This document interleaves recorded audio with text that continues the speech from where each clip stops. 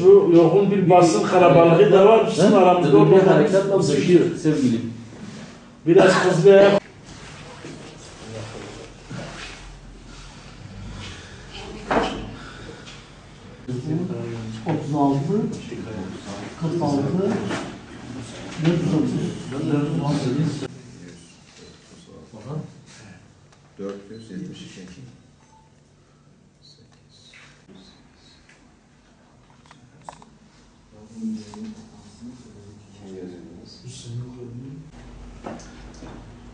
Arkadaşlar herkes hoş geldiniz. Sefalar getirdi.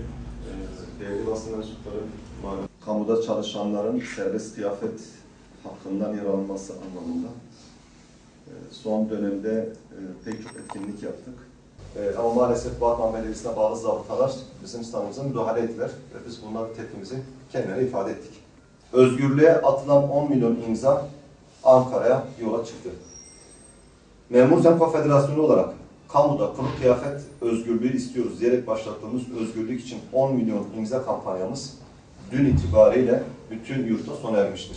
Başlangıçta belirlediğimiz 10 milyon imza hedefinin üstüne çıkarak tamamlanan kampanyada toplanan imzaları genel merkezimize bugün biz il olarak gönderiyoruz. Genel merkezimizde toplanan imzalar daha sonra genel merkez yönetimimiz tarafından geri yapılmak üzere Başbakanlığa teslim edilecektir. Batman il genelinde, ilçeler dahildir buna arkadaşlar, toplanan imzaların sayısı 85 bini aşmıştır. Darbecileri yargılayan Türkiye, darbe anayasasıyla yönetilme, hatta darbe anayasasına bile yer almayan kılık kıyafet yönetmeliği ile kamu görevlerinin özgürlüklerinin kısıtlaması ayrımından kurtulmalıdır. Türkiye'nin en büyük sivil toplum örgütü ve Memur Sendikaları Konfederasyonu olarak üzerimize düşeni biz yaptığımıza inanıyoruz.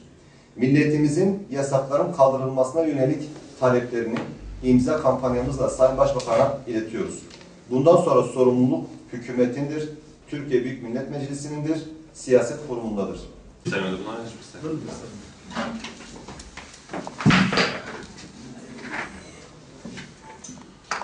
Batman'da Memur Sen Camiası olarak başörtüsü için başlatmış olduğumuz imza kampanyasına, 10 milyon imza kampanyasına Batman Memur Sen Camiası olarak biz 85 bin imza bütün Memur Sen Camiası olarak vatandaşlar da bize destek vererek imza topladık.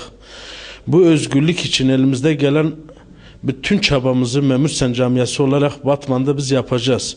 Ve buna da uyacağız. Özgürlükler için biz de var olduğumuzu gösteriyoruz yani. Türkiye genelinde Memur Sen öncülüğünde başlatılan kamusal alanlardaki kıyafet özgürlüğü ile ilgili olarak Batman'da Memur Sen ve bize diğer STK'larla beraber yapmış olduğumuz imza kampanyasını bugün sonlandırmış bulunuyoruz.